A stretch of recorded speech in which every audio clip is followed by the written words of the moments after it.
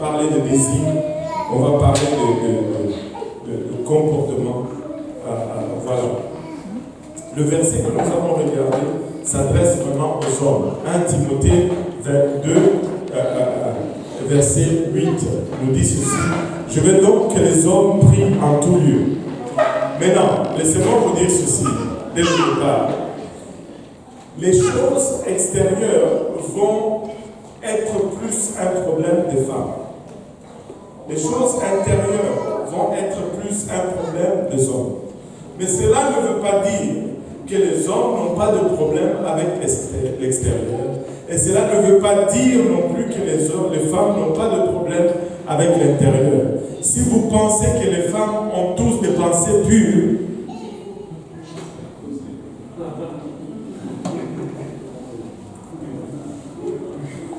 si vous pensez que tous les hommes s'habillent correctement, hein?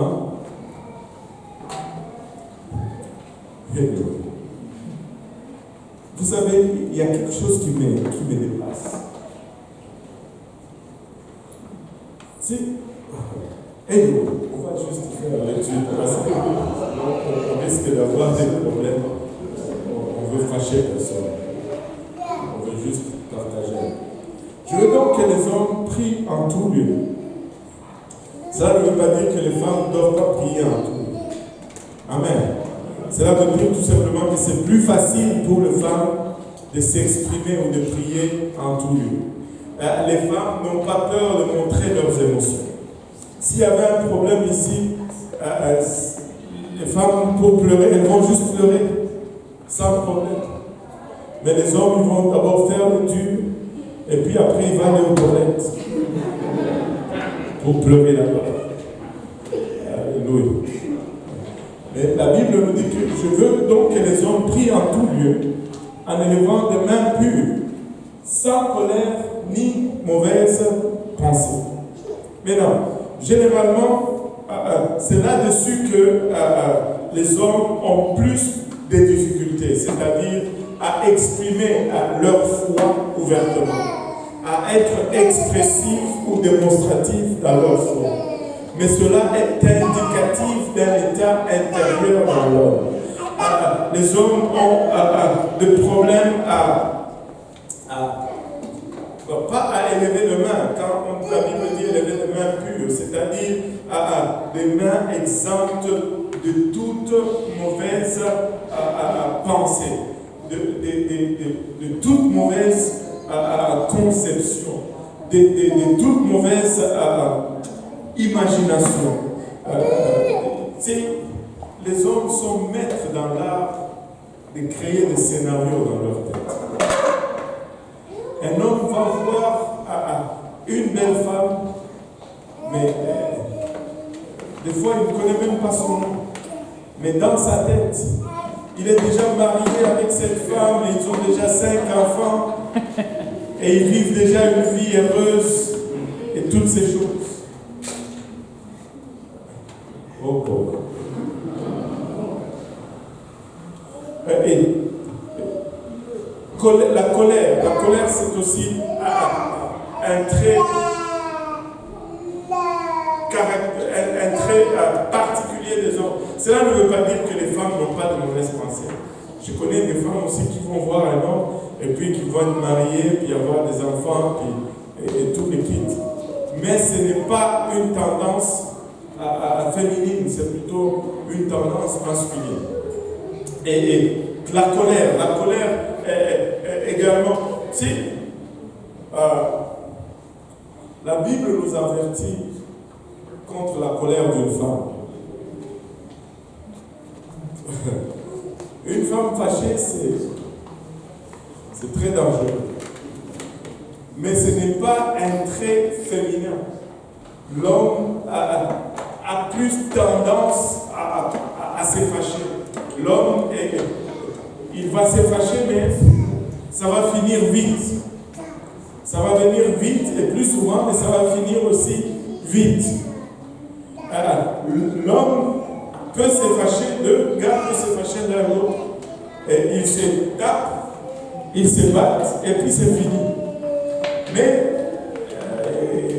Pour les femmes, elle peut s'en rappeler 17 ans après. Je me rappelle quand on avait commencé à venir à l'église, on était allé visiter un couple qui habite entre le pôle Nord et le pôle Sud. Je fais beaucoup référence à cela ces derniers temps. Et on a commencé on était nouveaux dans l'église, eux aussi étaient nouveaux, gloire à Dieu. C'est le plus comme ça chez eux. Alléluia. Ma femme va s'en rappeler. Et ma femme de la maison, quand son mari faisait quelque chose, elle écrivait sur quelque chose, elle mettait ça sur le frigo. Et puis quand on rentrait dans la maison, c'était écrit. En telle date, tu m'avais fait ça. Tu te rappelles? La Bible.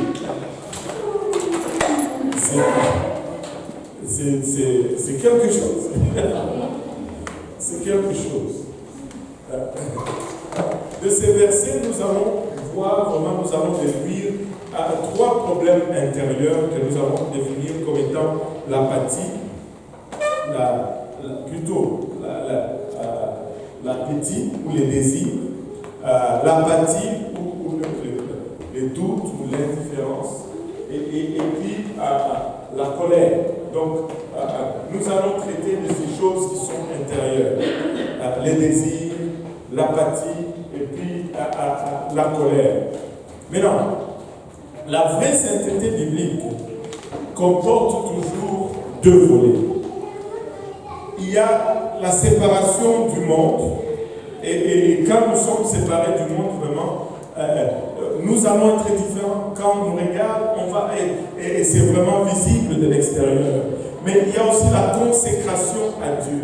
Et cette consécration va être souvent une question intérieure, une question d'attitude, une question de comportement. Regardez 2 Corinthiens 6, verset 17 et le chapitre 7, le premier verset. Au fait, c'est le dernier verset du chapitre 17 et le premier verset du chapitre, le dernier verset du chapitre 6 et le premier verset du chapitre 7. Au fait, c'est les deux derniers versets du chapitre 6, 17 et 18. La Bible nous dit, c'est pourquoi sortez du milieu d'eux et séparez-vous, dit le Seigneur, ne touchez pas à ce qui est impur, et je vous accueillerai. La première des choses, quand on se sanctifie, c'est qu'on quitte d'abord le monde. On se sépare du monde. Mais on ne quitte pas le monde pour être dans le vide. On ne quitte pas le monde pour être dans les néants ou s'isoler. Il dit, je serai pour vous, d'abord il dit, et je vous accueillerai. Je serai pour vous un père et vous serez pour moi des fils et des filles, dit le Seigneur Tout-Puissant. Je pense que j'ai mis l'autre sur l'autre slide, je me rappelle maintenant ce que j'ai fait. Je voulais distinguer le verset 6, le chapitre 6 et le chapitre 7. Et il dit, ayant donc de telles promesses, bien-aimés, purifions-nous de toute souillure de la chair et de l'esprit. Donc, il y a des souillures de la chair. Nous avons parlé de cela. Je pense qu'on va ajouter une dernière série. Je viens juste d'y penser maintenant. Après avoir parlé de ce qui est à l'intérieur, on va parler un peu de l'alcool. Après ça, on va parler de l'alcool.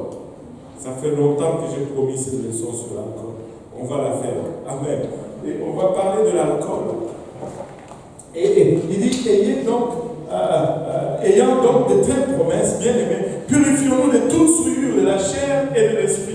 La purification de la chair, c'est tout ce que nous avons regardé. Nous avons regardé à nos vêtements, nous avons regardé à nos ornements, nous avons regardé au maquillage et toutes ces choses.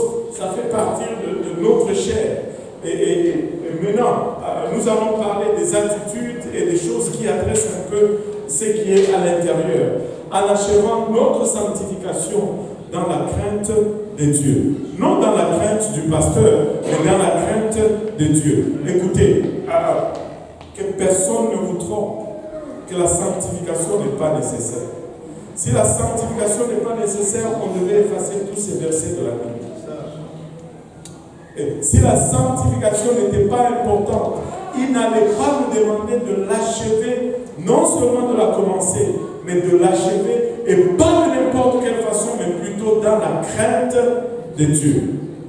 Dans la crainte de Dieu. Pas par soumission à quelqu'un, mais plutôt dans la crainte de Dieu. Pas pour faire partir d'un ministère de l'Église, mais dans la crainte de Dieu. Amen. Alléluia. Et c'est comme ça que la sanctification doit être faite. Par définition, la sainteté implique aussi bien l'être intérieur et que l'être extérieur. Quand on parle de l'être intérieur, ça va être vraiment l'expérience vécue, l'expérience du salut. Quand nous sommes sauvés, Dieu nous lave de nos péchés. Notre âme intérieure est purifiée. Mais après, il nous demande de garder une conduite pour préserver cette expérience. Et ce qui est intérieur va être toujours expérientiel. Maintenant, ce qui va être extérieur va être l'évidence de ce qui est à l'intérieur. L'expérience qu'on vit à l'intérieur avec Christ va se montrer à l'extérieur par la sanctification extérieure. C'est pourquoi, quand on ne voit pas la sanctification extérieure, on se dit qu'il y a un problème à l'intérieur. On se dit qu'il y a un problème à l'intérieur. Regardez 1 Corinthiens 6, 19 et 20 nous dit, ne savez-vous pas que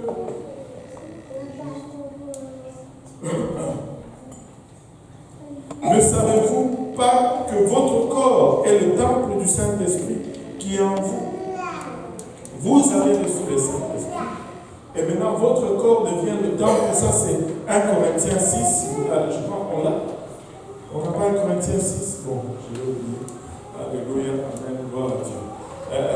1 Corinthiens 6, 19 et 20 nous dit, ne savez-vous pas que votre corps est le temple du Saint-Esprit qui est en vous, que vous avez reçu de Dieu et que vous ne vous appartenez point à vous-même? Écoutez, ce verset a toujours été une révélation pour nous. Et je crois que ça doit être une révélation pour certaines personnes. Enfin, quelles personnes? Ceux qui disent vraiment, oh, mais pasteur, moi c'est ça que j'aime. Qui t'a demandé même ce que tu aimes? Tu ne t'appartiens pas. Et c'est ce que la Bible nous dit. Qui t'a demandé ton choix? On cherche le choix de Dieu. Enfin, si tu es sérieux avec l'affaire. Il dit, vous ne vous appartenez point à vous-même. Je ne m'appartiens plus à moi-même. C'est-à-dire, mon choix n'est plus, comment on dit, irrelevant, pertinent. Ce n'est plus pertinent, mon choix. Ce n'est plus pertinent. C'est ce que Dieu veut qui devienne pertinent. Parce que je ne m'appartiens plus à moi-même. Car vous avez été rachetés. Voilà pourquoi vous ne vous appartenez pas. Écoutez, le frère Brunel est allé un jour dans un magasin. Il a vu les souliers qu'il a sur ses pieds là. Tu les as achetés. Tu les as achetés. Tu les as donnés. Quel est ça? Tu l'as acheté?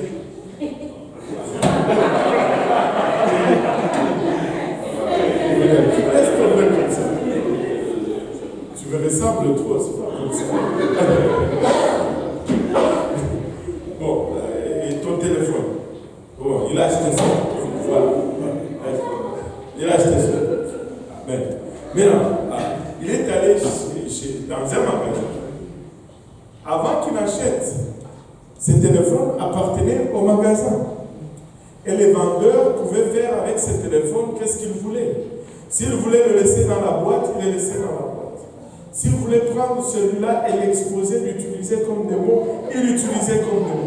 S'ils voulaient même le casser, ils pouvaient le casser. Le vendeur, c'était son problème, c'était son téléphone. Mais du temps que le frère Brunel entre dans le magasin et donne le prix qui est demandé, et il prend ce téléphone appartient maintenant à frère Brunel. Et c'est pas le téléphone qui décide. Maintenant, c'est Brunel qui décide qu'est-ce qui arrive avec le téléphone. Si par exemple, il veut me le donner, il va me le donner. C'est lui qui décide. Si par exemple, il voulait me le donner, il va me le donner. Parce que c'est lui qui décide. C'est juste un exemple. Okay. Même si le téléphone ne veut pas qu'il me le donne, si lui veut qu'il me le donne, il va me le donner. Amen. Peu importe la volonté du téléphone. Allô? Amen. Et c'est comme ça. Dieu est venu. Il a payé le prix pour nous et nous lui appartenons.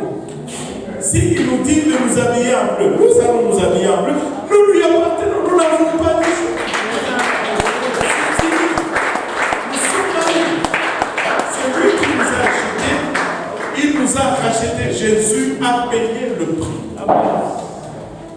Il a payé le prix cash. Alléluia. Comme il dit, car vous avez été rachetés à un grand prix. Glorifiez donc Dieu dans votre corps et dans votre esprit. Écoutez, laissez-moi vous dire ceci. Le jour où ce téléphone commence à ne plus obéir aux ordres de Brunel, ce téléphone est à la poubelle. Amen. Allô? Amen. Ce téléphone doit glorifier Brunel. Qu'est-ce que cela veut dire? Quand il veut appeler, ce téléphone est mieux de fonctionner. S'il ne fonctionne pas, il va chercher un autre téléphone. Comment est-ce que nous arrivons à une place où nous voulons fonctionner quand nous voulons? Brunel, imaginez-vous un peu Brunel qui prend son téléphone, il veut appeler, on va dire sa soeur pour le moment, il va appeler sa grande soeur, et le téléphone dit non, moi je suis fatigué pour le moment. Reviens dans 2 heures. Quoi? Moi j'ai payé le prix. Tu fais ce que je te dis de faire. Si j'ouvre, tu ouvres. Amen. Le jour que j'ouvre, tu n'ouvres pas, poubelle, je cherche un autre. Nous devons glorifier Dieu. Et comment nous devons glorifier Dieu? C'est en obéissant à ses désirs. Quand il nous demande quelque chose, nous le faisons. Amen. Dieu dans votre corps, et regardez, il dit glorifiez Dieu dans votre corps et dans votre esprit. Et il dit qui appartiennent à Dieu. Les deux, et ton corps et ton esprit appartiennent à Dieu. Et ces gens qui disent, ah, mais Dieu se préoccupe seulement de l'intérieur. Non, l'extérieur aussi. Amen. Et ton corps et ton esprit appartiennent à Dieu. Je n'avais jamais vu ce verset dans ce sens-ci. Il peut être profond, ce verset. Et ton corps et ton esprit appartiennent à Dieu. Tu sais pourquoi les gens disent, oui, Dieu, l'intérieur, mon esprit est à Dieu, alléluia. Mais mon corps, je garde pour moi. Quand quelqu'un te dit comme ça, c'est parce que même son esprit n'est pas à Dieu. Mais c'est parce qu'il peut camoufler en ce qui concerne l'esprit. Si tu dis que bon, mon esprit est à Dieu, moi je ne peux pas voir ton esprit. Je ne peux pas voir l'expérience parce que c'est intérieur. Mais je ne peux voir que l'évidence. Quand le corps suit, là je sais que l'esprit est entre les mains de Dieu. Amen. La sainteté intérieure va produire la sainteté extérieure. Toujours. Mais l'apparence extérieure de la sainteté est sans valeur s'il n'y a pas de réalité intérieure. Écoutez, vous savez, nous allons même, en se promenant juste dans ce monde, vous allez voir des gens qui ont juste une éthique morale élevée, qui vont juste s'habiller décemment par la morale sans connaître Dieu. Ça ne veut pas dire qu'ils vont aller au ciel. Tu sais, chez moi, on s'est toujours moqué du Congo, mais il y a aussi de bonnes choses qui se passent au Congo. Laissez-moi vous dire ceci. Dans mon pays, il y a c'était par la loi qu'une femme ne portait pas de pantalon. Que même, ce n'était même pas que c'était forcé, mais même aujourd'hui, vraiment, dans les familles traditionnelles congolaises, une jeune fille ne met pas de pantalon parce que c'est considéré comme, si une fille qui porte des pantalons, c'est considéré comme une fille légère. Ça, c'est le Congo. Je ne dis pas que vous devez être d'accord avec ça, parce que là, vous me regardez comme si, c'était comme ça quand nous avons grandi. Et je crois que certains pays africains, c'est pareil aussi. Je vois la sœur Eliane qui dit oui, je pense qu'au Burundi, c'est un peu la même chose. Et ton père, un papa voit sa fille en pantalon, qui ne va même pas à l'église, ils allaient à l'église catholique. Mais c'était un big no. C'était un tabou. Non. Mais cela ne nous met pas au ciel. C'est-à-dire, tu sais, tu peux tromper les gens. Tu peux tromper les gens et dire, ok, moi je veux juste, je ne sais pas, je veux juste être huissier. Donc, on n'a pas de huissier, on n'a que des huissiers. On n'a pas de femmes huissiers. C'est. Ok. Bon, c'est juste une pensée. Oh, moi je veux juste être huissier, donc je veux me conformer au code de l'église, même si quand je sors d'ici, je suis juste en tout cas, pas du tout conforme, on va dire ça comme ça. Et non, l'apparence extérieure ne va rien produire s'il n'y a rien à l'intérieur. Cela est vrai. Mais le contraire n'est pas vrai. Quand les gens disent maintenant, bon, moi à l'intérieur j'ai la sanctification, mais seulement à l'extérieur, non, ça ne peut jamais être vrai. Laissez-moi vous dire ceci. La lumière ne peut jamais couvrir, enfin, le ténèbre ne peut jamais couvrir la lumière. La lumière va toujours percer le ténèbre. Peu importe combien il fait noir, si tu mets juste un petit peu de lumière, ben ça va briller. Tu ne vas pas amener assez de ténèbres pour étouffer une lumière. C'est plus tu amènes de ténèbres, plus tu raffines la lumière. Elle va devenir juste plus perçante et plus visible. Parce que les ténèbres ne peuvent couvrir la lumière. Alors, ne me dis pas que bon, ta sainteté extérieure couvre ta sainteté intérieure. Impossible. Ou ton manque, peu importe. Et c'est impossible, ce que je veux dire, d'avoir la sainteté intérieure et de lutter avec celle extérieure. Parce que l'extérieur va être juste une évidence de ce qui se produit à l'intérieur. Si tu es comme ça avec Dieu, ça ne va pas tenir. La sainteté va inclure également l'attitude et les pensées. N'est-ce pas que c'est une bonne chose que Dieu a fait qu'on ne voit pas la pensée?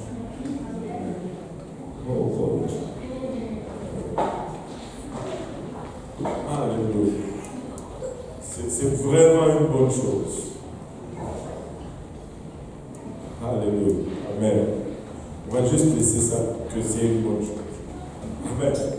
Regarde ton voisin et lui, c'est une bonne chose. Regardons, nos pensées doivent être aussi saintes. Regardez ce verset.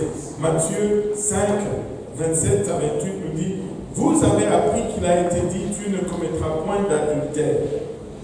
Mais moi je vous dis, ça c'est le Seigneur qui parle, que quiconque regarde une femme pour la convoiter a déjà commis un adultère avec elle dans son cœur. Qu'est-ce que ce verset est en train de nous enseigner? Premièrement, ce verset est en train de nous enseigner que Dieu requiert la sanctification même dans nos pensées. Et quand j'enseigne ceci comme ça, ça peut être décourageant surtout pour certains hommes. Parce qu'ils luttent avec les choses. Les pensées sont des fois actives. Il y a des activités intenses dans les pensées. Amen. Personne n'ose dire Amen parce qu'on va dire que c'est lui qui a ce problème. Mais c'est pas grave. Je prendrais même un secouement de tête baptiste.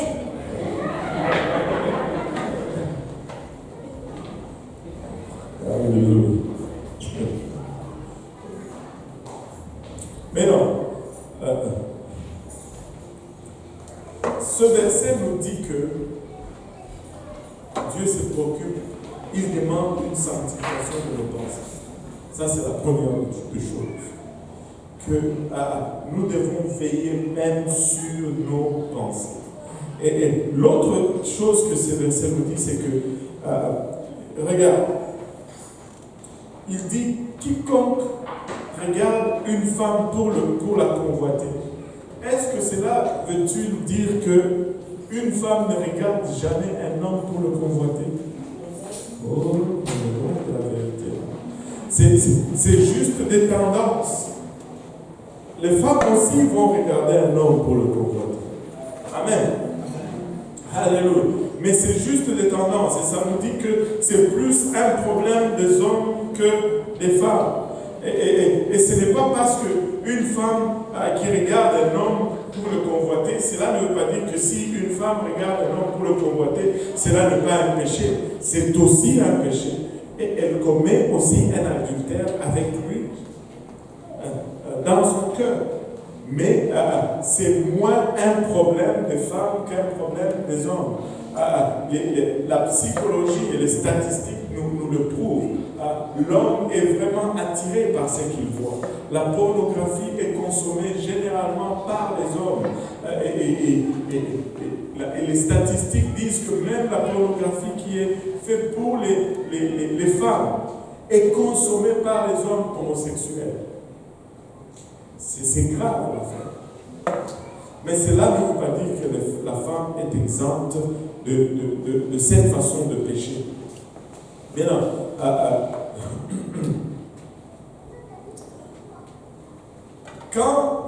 ça c'est une autre chose ici. Le Seigneur a dit, il n'a pas arrêté seulement à la place où il a déjà commis un adultère. Point. Il a dit, il commet un adultère avec elle dans son cœur. Maintenant, on va clarifier les choses ici.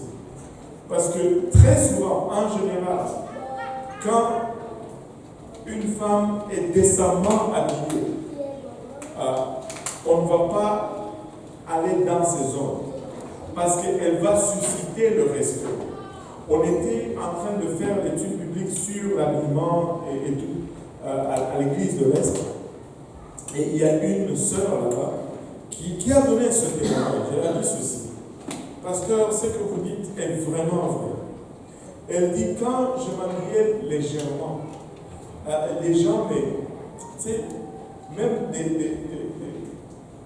petits garçons de rien du tout, mais des rangées sur la rue, les gens me regardaient différemment. Elle dit, depuis que j'ai commencé à appliquer la sanctification, les gens me regardent différemment sur la route. On me respecte plus, on ne m'approche plus de la même façon qu'on m'approchait quand je m'habillais Elle dit, même si je portais ma barbe de mariée, par ma façon de m'habiller, que j'ai changé, on ne m'approche plus de la même façon. Je me sens respecté sur la rue. Waouh! Et l'autre jour, la sœur Ariane donnait un témoignage ici. Je ne sais pas si c'est ici, c'était en haut. Elle disait ceci, que quand elle était dans le monde, qu'elle s'habillait un peu comme dans le monde, beaucoup comme dans le monde, et elle dit ceci, à cause de comment les gens la regardaient et l'approchaient, elle devait marcher avec un visage fâché. Donc elle devait tout le temps avoir une ligne colérique pour éviter qu'on la dérange. Mais c'est plus facile juste de changer de ligne. Amen. Mais ça c'est juste pour vous dire que quand le Seigneur dit qu'il commet un adultère avec elle, c'est parce qu'elle a une part de responsabilité par sa façon de s'habiller. Maintenant, il peut y avoir, la question m'a toujours été posée, hey, pasteur, et si moi je suis bien habillé et que l'homme me regarde et il commence à s'imaginer lui-même parce qu'il est juste mauvais, mais là, tu n'as pas, tu sais, c'est comme, tu le laisses s'enfoncer lui-même. Amen. Mais toi, fais juste ta part. Amen. Et c'est Dieu qui est juste, il voit, et il va émettre vraiment le jugement correct pour toi. Amen. Et c'est ça. Donc, les hommes chrétiens ne sont pas généralement dérangés par l'enseignement de la sainteté, car ils pensent que c'est un sujet qui ne les affecte pas. Mais ils se trompent royalement parce que nous sommes tellement affectés, et surtout dans ce temps où le monde devient tellement efféminé, il y a un embrouille sur le sexe, mais ça se traduit même dans le comportement. Les hommes commencent à avoir des comportements féminins. Ils commencent à séduire avec les vêtements, et ils commencent à s'embellir. Il y a des hommes qui se maquillent même avant de sortir.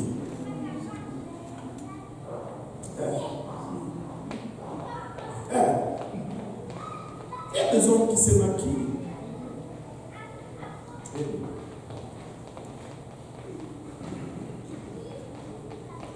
Quand un homme fait 1 heure sous la douche, là, c'est pas bon. Un homme, ça rentre, ça sort de la douche. Amen. Quand un homme est tellement propre qu'on peut voir le trou de sa barbe à 1 kilomètre, c'est pas bon. C'est pas bon. Amen. Les hommes ainsi que les femmes doivent exemplifier la sainteté à ceux qui sont autour d'eux. Et le saint peuple de Dieu est toujours distingué. Le peuple de Dieu est toujours remarqué. Il est toujours à part, le peuple de Dieu. Amen. Les femmes apostoliques vont généralement se distinguer par leur apparence. Que tout le monde dise leur apparence. Alléluia. Et les hommes apostoliques vont généralement se distinguer par leurs actions. Tout le monde dise leurs actions. Et c'est rare qu'on va dire d'un homme, c'est quand on veut le complimenter, ah, lui il est toujours chic, ouais, je sais qu'on le fait, mais on va toujours souligner son comportement. Lui, il est poli, c'est un gentleman. Avez-vous déjà remarqué cela? On va chercher à voir plutôt la courtoisie dans le monde. Mais quand on regarde la femme, la première des choses, waouh, elle est vraiment respectueuse, elle s'habille comme il faut. Vous savez, lors du mariage de la sœur, j'ai partagé cela l'autre jour, je vais le partager encore. Lors du mariage de la sœur Aurélie, il y avait un de ses cousins, enfin, l'oncle Aboti, voilà. Un oncle Aboti qui était là. Lui, il est pasteur kimbangouiste. Vous pensiez que j'avais inventé le kimbangouiste. Je ne l'ai pas inventé, ça existe. Lui, c'est un pasteur kimbangouiste. Il a été au service et après, à la réception, j'étais assis avec lui sur la même table. Enfin, sur nos chaises, autour de la même table. Juste au cas où les gens commencent à... et maintenant, au milieu de la conversation, il me dit ceci. Il dit vraiment, j'ai beaucoup aimé le message, ça m'a beaucoup touché. J'ai dit gloire à Dieu. Il dit aussi une chose, j'ai vraiment remarqué que vos filles ici sont vraiment très bien habillées. Elles sont habillées vraiment, tout le monde est habillé décemment, et tout est naturel, pas de maquillage, pas de bijoux. Vraiment, c'est quelque chose. Et on était à la même table avec sa fille, ma femme est là, et tu écoutais aussi, non? Et il dit, je vais demander, exiger la même chose de mes enfants maintenant. Il faut qu'ils enlèvent toutes ces choses-là.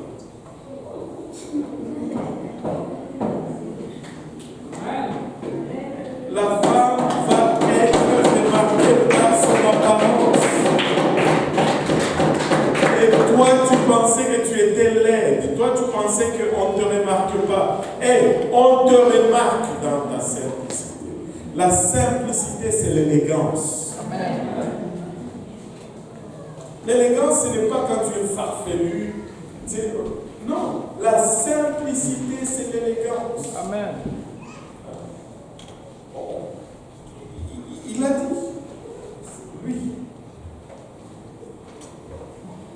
Et, nous allons être appelés à exemplifier la sanctification. Les femmes par leur apparence et nous les hommes par nos actions. Dieu va nous aider, les hommes, mais il ne va pas nous forcer. Dieu nous aide toujours, mais il ne force personne.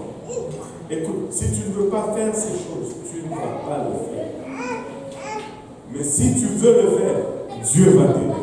Si tu vas humblement vers Dieu, tu dis, oh Seigneur, oui, la barre est haute, mais je suis volontiers, je veux y arriver, aide-moi, il va t'aider. Il va t'aider. J'ai déjà vu des femmes à qui Dieu a donné un style de cheveux parce que leurs cheveux étaient trop longs et ils ne savaient même pas quoi faire avec. Et toi, tu te plains que les cheveux sont courts. Anyway, si tu pries à Dieu, il va te montrer. Il le fait. Là, les femmes me regardent, disent, elles me regardent, elles pensent à leurs cheveux. Il le fait. As-tu déjà prié pour? Il le fait. Il le fait. Le problème, c'est que quand tu pries, tu sais, oh Seigneur, moi mes cheveux sont courts, aide-moi, je veux avoir les cheveux comme la sœur.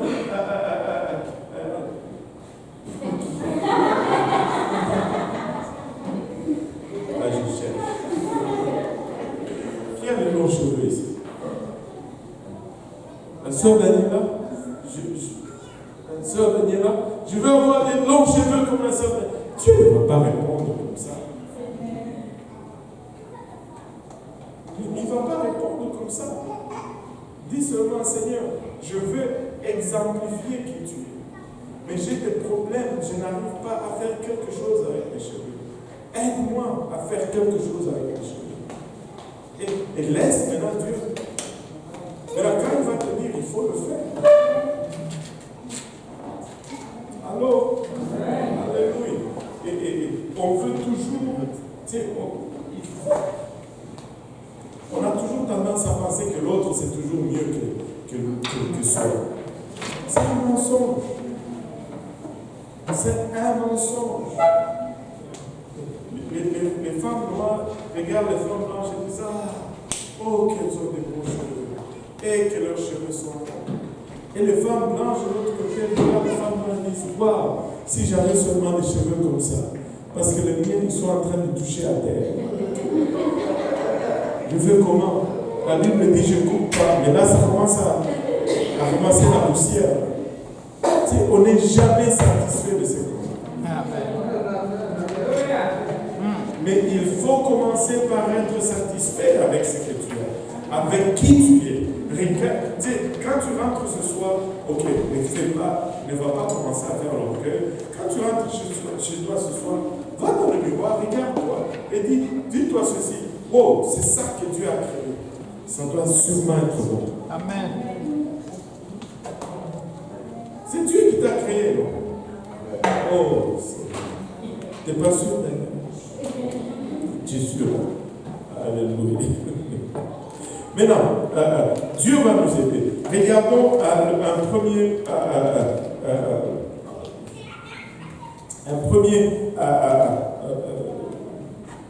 premier ensemble de problèmes, ou un premier secteur de problèmes. On va regarder le désir. Amen. On va regarder le désir. Tu vas trop vite. Mais c'est pas grave. On arrive. Lorsque les hommes vont devant Dieu à l'adoration, et ça inclut aussi les femmes, cela ne veut pas dire que les femmes ne doivent pas faire ceci, il leur est conseillé d'approcher Dieu avec les mains pures. Quand nous allons à l'adoration, nous ne devons pas y aller avec des souillures. Mais depuis la chute d'Adam, l'homme a été chargé de désirs et d'appétit. Et ces désirs sont maintenant hors contrôle à cause de la nature humaine qui est déchue. Et un désir non contrôlé est appelé convoitise. Et tous ces désirs maintenant sont dans le corps. Et des fois, tu veux te débarrasser de certains désirs. mais tu ne peux pas parce que ça fait partie de ta nature. Mais le problème, c'est que ces désirs maintenant sont incontrôlés. Et les désirs ou les appétits sont donnés. Ces désirs nous ont été donnés par Dieu. Si nous avions gardé notre nature, ça allait être correct. Mais notre nature est déchue maintenant. Et ces désirs maintenant deviennent non contrôlés. Et c'est ce qu'on appelle maintenant la convoitise. Mais ces désirs ont été donnés par Dieu. Mais regardez ceci. Si on s'en débarrassait, ça va nous détruire. Ça va complètement nous détruire. Regardez juste un exemple. L'appétit pour la nourriture nous a été donné par Dieu. Et c'est bien pour notre être naturel. Et c'est nécessaire aussi pour le corps humain. Nous devons avoir de l'appétit afin que nous mangeons. Mais quand l'appétit n'est pas contrôlé, ça devient un problème. Ça cause l'obésité ou ça cause l'anorexie. Amen. Mais quand l'appétit est contrôlé, on mange comme il faut et on reste en santé. Imaginez-vous, tu n'as plus d'appétit.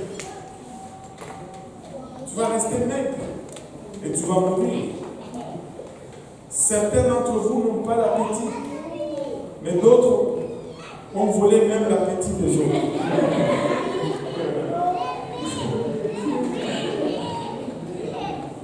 Alléluia. Un appétit non contrôlé devient problématique.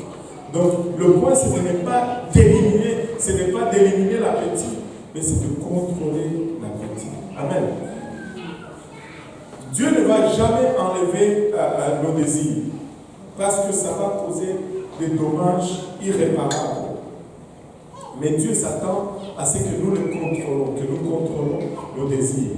Maintenant, regardons ce tableau très, très, très intéressant. Dans la première colonne, je ne sais pas si nous voyons tous, dans la première colonne, nous avons des désirs que nous pouvons identifier dans l'être humain. Dans la deuxième colonne, nous avons les résultats de ces désirs quand ces désirs sont contrôlés.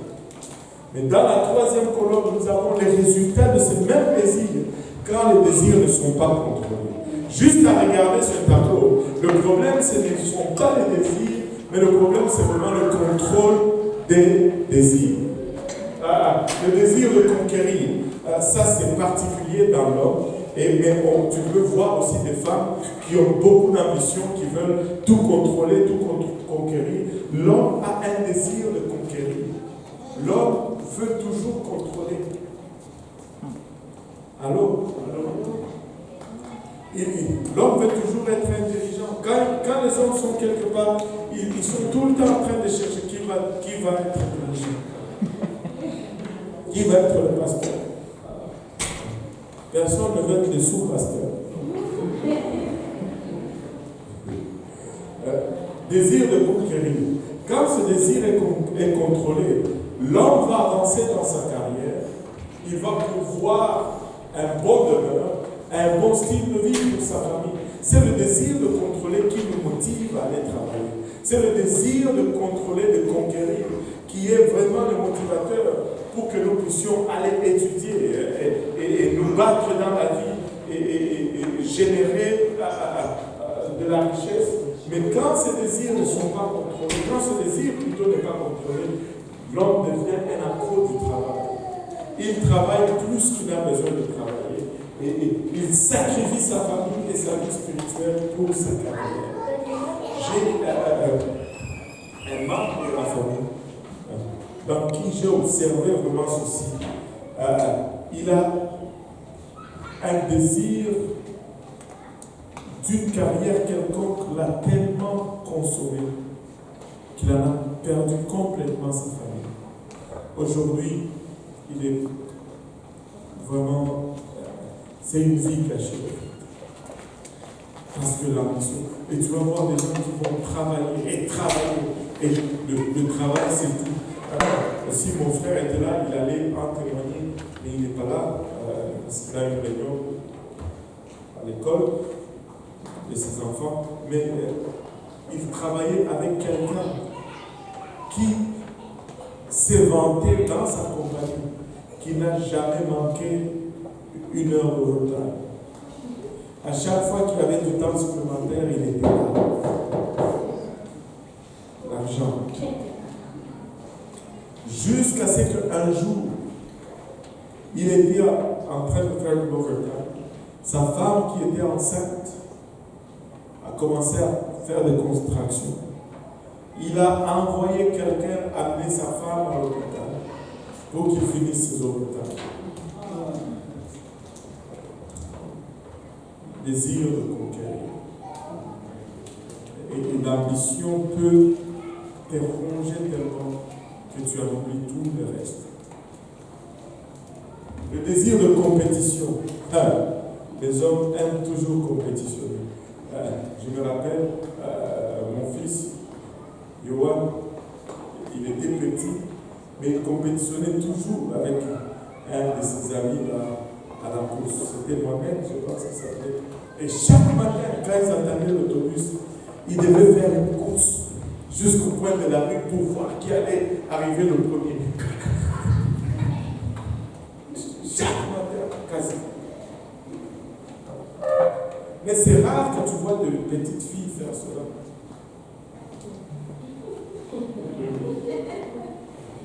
Allô? Tu vois un peu Daniela ici, dehors, dit, oh, je vais te battre à la course. C'est rare, très rare. Les hommes aiment compétitionner. Oh, tu n'as qu'à les voir en train de jouer au foot pour le maïs. Ils jouaient au foot et la sœur Rachel était là. La sœur Rachel a commencé à les dribbler. Il fallait les voir blessés dans leur orgueil, en train de foncer dans la petite fille. C'était devenu agressif. Qui s'en rappelle? Allez, soyez honnêtes. Voilà. Attends, ils veulent compétitionner. Oui, il n'y a pas un trophée ici, c'est juste le vendredi de bon retour. Mais non, c'est la compétition. Ils doivent compétitionner. Et là, c'est le désir de compétitionner. Quand il est contrôlé, on développe son talent et ses habiletés personnelles et on devient le meilleur dans son champ. On cherche à se perfectionner et on va toujours chercher à faire mieux par rapport à soi-même. Mais quand ce désir n'est pas contrôlé, on devient colérique, que personne n'ose être mieux que toi, ça devient l'ennemi à battre. On devient jaloux. Si quelqu'un fait la même chose bien que toi, on devient jaloux et on devient vindicatif. On commence même à les piéger pour qu'ils ne performent pas. Tous ceux qui sont meilleurs que nous deviennent des ennemis ou une cible à abattre parce que cette convoitise n'est pas contrôlée. Le désir de compétition. Le désir de contrôler. Les hommes aiment contrôler. Vous n'avez qu'à les regarder. Pauvre sœur, si elle est la seule fille et qu'elle a juste le frère, elle va souffrir. Où est-ce que tu étais? Comment ça tu rentres tard comme ça? C'était qui ce type-là? Allô? C'est oui ou non? On veut contrôler. Mais quand ce désir est contrôlé, le désir de contrôler est contrôlé, on prend soin des situations. On prend la responsabilité. C'est ce qu'on appelle, les Anglais appellent cela le ownership. On s'approprie des problèmes. Il y a certaines personnes qui ne s'approprient jamais des situations. Et ça, c'est une tendance très dangereuse, surtout dans les jeunes. Écoute, il faut savoir s'approprier des situations, sinon tu ne vas jamais rien accomplir. Tu regardes tout ce qui arrive, ce n'est jamais ton problème, c'est toujours quelqu'un d'autre qui va s'en occuper. Ah, tu ramasses un peu la chose qui traîne, range un peu ça, je m'approprie de la chose. Ça, c'est mon église, c'est ma maison. S'il y a quelque chose qui n'est pas en ordre, j'en fais mon affaire, je vais arranger. Maintenant, je ne vous dis pas que vous commencez maintenant à vous mêler de la vie de tout le monde. Non. Amen. Je parle juste, hein, on a besoin de ranger les choses. Fais ça. N'attends pas qu'on te demande, qu'on te supplie. Juste fais-le comme si c'était chez toi.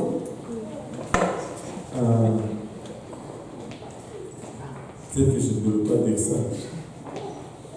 Certains d'entre nous ne rangent même pas chez eux. S'ils veulent faire comme chez eux, ça va être le désordre. Oh, aide-nous, Seigneur. Il prend soin des situations. Il s'engage dans la direction pour le bien des autres, en fait. Pas pour son propre bien, pas juste pour être un maniaque de pouvoir, mais pour le bien des autres. Est-ce que ce que je suis en train de faire, c'est pour le bien de Daniela, ou c'est juste moi qui veux satisfaire mon désir de contrôler? Hein? Tu étais où, Daniela? Tu es arrivé 1 minute en retard aujourd'hui. D'habitude, quand tu viens de l'école, tu arrives ici à midi et 5. Là, il est midi 5 et 30 secondes. Où est-ce que tu étais? C'est trop. C'est trop. Donc, pas juste contrôler pour contrôler, mais pour le bien de l'autre. Mais quand ce désir n'est pas contrôlé, on manipule les gens. Et s'il y a quelque chose que vraiment qui me refroidit, c'est la manipulation. Quand il ne faut pas chercher à manipuler les gens. Parce que quand tu cherches à manipuler les gens, on voit. On n'est pas stupide. On n'est pas bête. Ce n'est pas parce que quelqu'un ne parle pas qu'il n'a pas vu. Allô? C'est juste qu'on te laisse toujours une chance de bien faire. Toujours. Et c'est ça qui motive notre attitude. Mais manipuler les gens, ce n'est pas bon. Manipuler les situations, ce n'est pas bon. Utiliser l'influence pour des gains personnels, ce n'est pas bon. Ce n'est pas bon. Juste servir avec un mot, ça dans la simplicité. Amen. Il y a quand tu lui donnes juste une telle responsabilité, va prendre ça. Il faut savoir rester dans les limites des responsabilités qu'on t'accorde. Très, très important. Et pour l'ordre et la bienséance, on te donne une responsabilité. Ne trépasse pas. Ne passe pas par-dessus. Si tout le monde s'occupait de son champ, ça allait être juste extraordinaire. Quand je dis, je parle en termes de responsabilité. Tu t'occupes juste de ce qu'on t'a confié. Et puis, c'est bon. Ne manipule pas les gens. Les désirs sexuels. Dernier, mais non pas le moindre. Maintenant, parler des désirs sexuels, c'est toujours comme un tabou. Mais savez-vous que c'est Dieu qui nous a donné le sexe? Waouh! Pour certains, c'est comme si c'était une nouvelle, une révélation. Ce n'est pas une révélation à faire. Peut-être pour vous. Mais c'est Dieu qui nous a donné le sexe. Et Dieu l'a instauré pour le bien. Et c'est très bien et très agréable quand ce désir est contrôlé.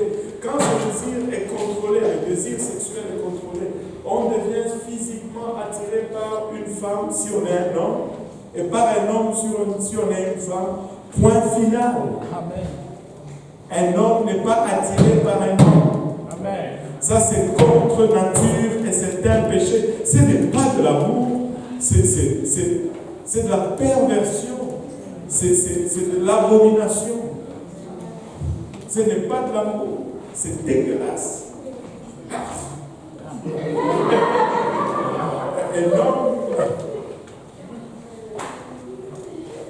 Un homme est attiré par une femme. Et une femme par un homme. Et cette attirance physique conduit finalement au mariage. Et quand on est marié, c'est là qu'on peut maintenant consommer ce désir que Dieu nous a donné, qui est le sexe, dans le cadre du mariage. Et le mariage, c'est le seul cadre où tu peux consommer le sexe.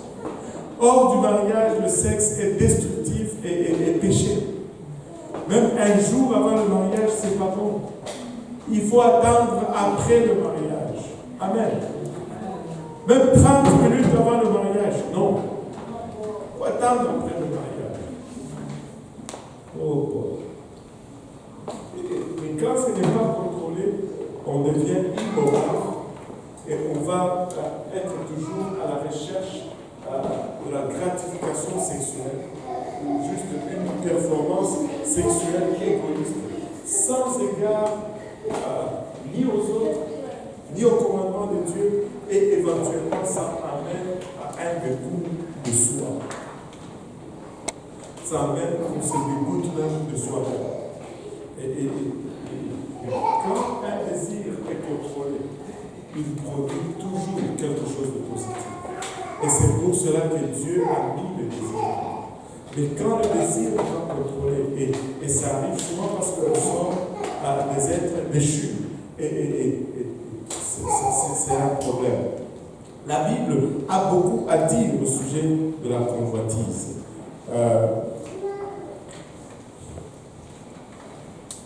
Je pense qu'on devait s'arrêter là. Et sinon, on va s'arrêter sur le contrôle des désirs.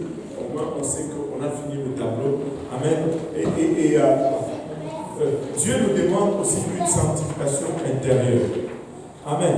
Et pour garder son intérieur pur, il faut veiller à ce que ce qui entre à l'intérieur ne soit pas souillé. Amen. D'où un homme, une femme de Dieu doit contrôler qu'est-ce qu'il regarde, contrôler qu'est-ce qu'il entend, contrôler à qui il fréquente, parce que nous ne voulons pas souiller ce qui est à l'intérieur. Parce que quand ce qui est à l'intérieur est souillé, ça devient éventuellement une question extérieure. Est-ce qu'il y a des questions par rapport à ce qu'on a partagé aujourd'hui? Vous savez, on a fini à 21h. Est-ce qu'il y a des questions? S'il n'y a pas de questions, on va continuer le mercredi prochain et on va finir sur la question de sanctification intérieure. Avant de commencer à autre chose, on fera une étude sur l'alcool. Amen. Alléluia. S'il n'y a pas de questions, que le Seigneur vous bénisse, on va se lever tous ensemble et on va élever notre